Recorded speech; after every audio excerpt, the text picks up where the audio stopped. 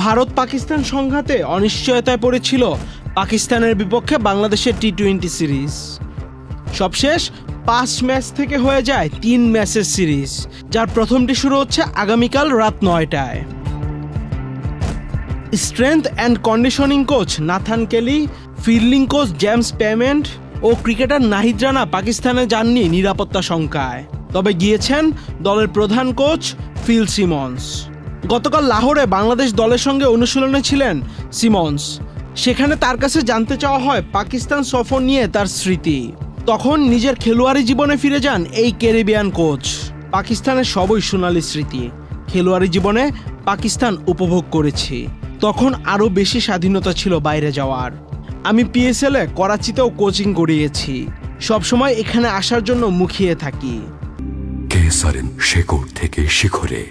আরব আমিরাতের বিপক্ষে সিরিজ হার নিয়ে সাংবাদিকদের সিমন্স বলেন, আরব আমিরাতে সিরিজ হেরে যাওয়া কঠিন, কিন্তু কখনো কখনো এমন কিছু আপনাকে চাঙ্গা করে তোলে। আশা করি আমাদের দলকেও তা করবে। সর্বশেষ দুটি টি-20 সিরিজে খুব একটা ভালো করতে পারেনি পাকিস্তান। নিউজিল্যান্ডের কাছে 5 ম্যাচের সিরিজ হেরেছে 4-1 ব্যবধানে। এর আগে দক্ষিণ আফ্রিকার কাছেও হেরেছে সিরিজ।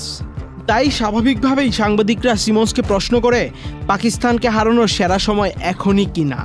উত্তরে এই কোচ বলেন, আমি জানি না পাকিস্তানকে টি-20তে হারানোর জন্য এটাই সেরা সময় কিনা।